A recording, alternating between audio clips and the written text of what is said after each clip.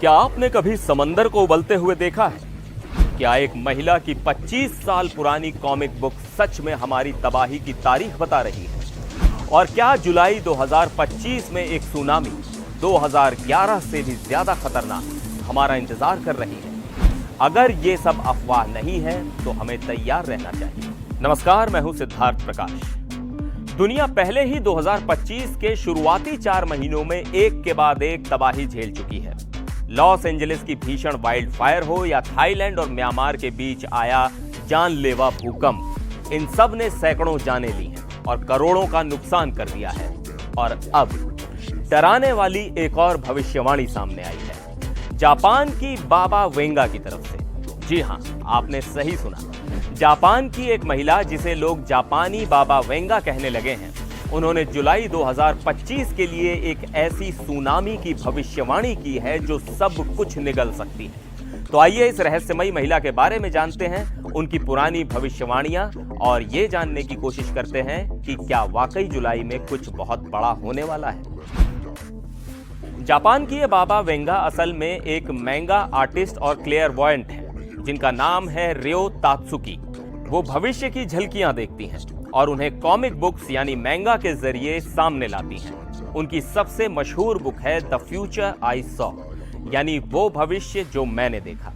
1999 में लिखी गई इस किताब में उन्होंने जो भविष्यवाणियां की थी, उनमें से कई डरावनी हद तक सटीक साबित हुई। सबसे ज्यादा चर्चा तब हुई जब 11 मार्च 2011 को आई जापान की भीषण सुनामी उसी तारीख पर उनकी किताब में दर्ज थी। अब सोचिए, कोई महिला 12 साल पहले एक कॉमिक में किसी विनाश की तारीख लिखे और वो सच भी हो जाए।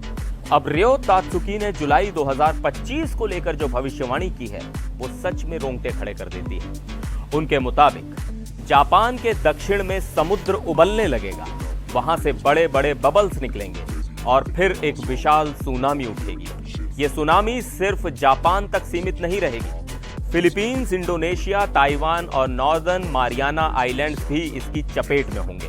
वो कहती हैं कि ये सुनामी 2011 की तबाही से कई गुना ज्यादा विनाशकारी होगी। इस भविष्यवाणी के मुताबिक ये तबाही समुद्र के नीचे ज्वालामुखी विस्फोट की वजह से होगी, जिससे समंदर उबलने लगेगा। अब यह जानना जरूरी है कि रियो तात्सुकी ने पहले भी जो भविष्यवाणियां की थी, क्या वो सच साबित हुई थी? 1995 में आए कोबे भूकंप की भविष्यवाणी उन्होंने पहले ही अपनी मैंगा में कर दी थी। 2011 की ग्रेट ईस्ट जापान अर्थक्वेक और सुनामी की भविष्यवाणी भी उनकी बुक में थी, वो भी डेट के साथ। इन दोनों घटनाओं के बाद से उनकी किताब को एक तरह से भविष्य की चेतावनी मान लिया गया है। अब सवाल यह उठता है, क्या हमें डर कर बैठ जाना चाहिए या फिर हमें इस तरह की भविष्यवाणियों को एक चेतावनी की तरह लेना चाहिए?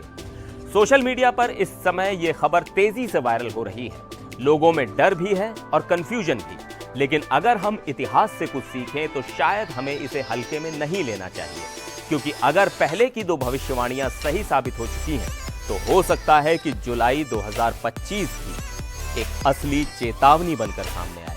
हालांकि हम में से कोई भी नहीं जानता कि भविष्य में क्या होगा, लेकिन अगर कोई बार बार सही भविष्यवाणी कर चुका हो तो उसके शब्दों को नजरअंदाज करना समझदारी नहीं होगी। तो फिलहाल हम कर क्या सकते हैं?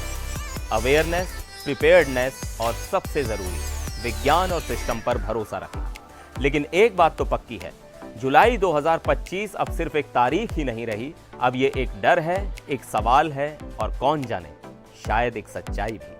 अगर आप इस वीडियो को यहां तक देख चुके हैं तो कमेंट में बताइए कि क्या ऐसी भविष्यवाणियों पर भरोसा करना चाहिए। वीडियो अगर पसंद आया हो तो लाइक करें, शेयर करें और चैनल को सब्सक्राइब करना ना भूलें। फिर मिलेंगे एक और वीडियो में, तब तक के लिए नमस्कार।